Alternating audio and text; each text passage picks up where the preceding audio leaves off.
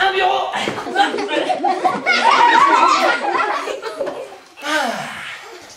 Ça fait combien de temps que vous travaillez dans le théâtre et vous dans le cirque?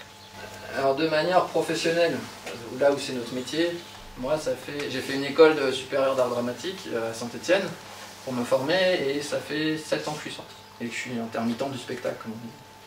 Moi c'était un parcours un peu plus différent parce que j'ai commencé à travailler, moi je suis brésilienne, du coup je viens de Rio et j'ai commencé à travailler avec une compagnie de cirque là-bas pendant 4 ans à peu près.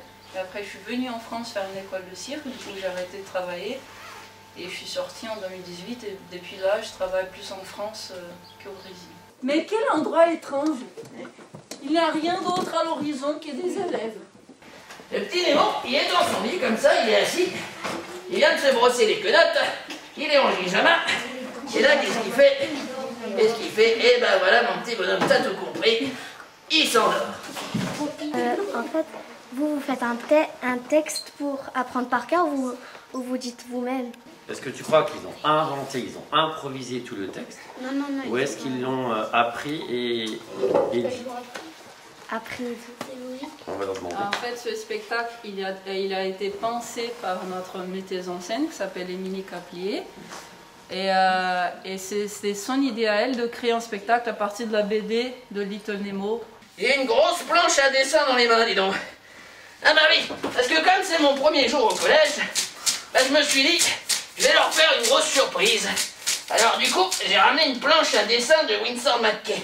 Alors bon, la planche, elle date du mois de février. C'est la planche du 14 février. Vous voyez ce que je veux dire? La Saint-Valentin, dis donc. Là pour la petite forme, c'est un peu différent parce qu'on a pris des extraits du spectacle, mais on a aussi écrit nous-mêmes tout le début de Flip là, on l'a inventé nous en répétition. Et on l'a inventé à partir d'improvisation. Comment vous faites pour faire les déguisements? Les costumes? Oui. En fait, ça fait partie d'un des métiers du spectacle, qui c'est la costumière ou le costumier.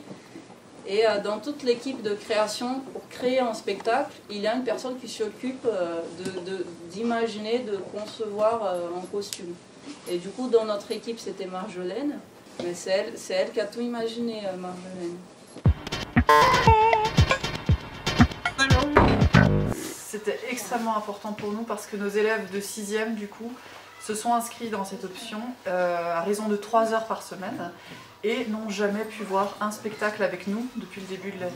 Et normalement, chaque année, on les emmène voir 6, 7, 8 spectacles selon les années, en soirée aussi. Ça manque aux adultes, mais ça manque aussi aux élèves, parce que quand ils ont les cours de pratique théâtrale, on s'appuie aussi toujours un peu sur ce qu'on a pu voir.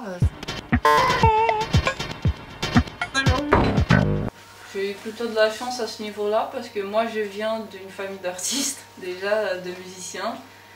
Du coup, le choix de faire un métier artistique, c'était pas complètement hors norme dans ma famille.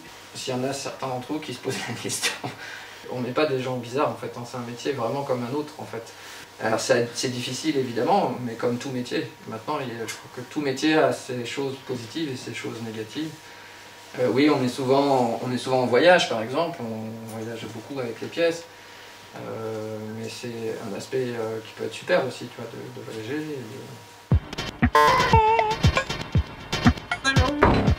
Pour certains, effectivement, se voient poursuivre par la suite. Déjà au lycée à Canissé, et j'ai quelques élèves, effectivement, qui ont poursuivi au conservatoire. Et je pense que dans le groupe qu'on avait aujourd'hui, il y a quelques élèves, effectivement, qui se voient bien continuer.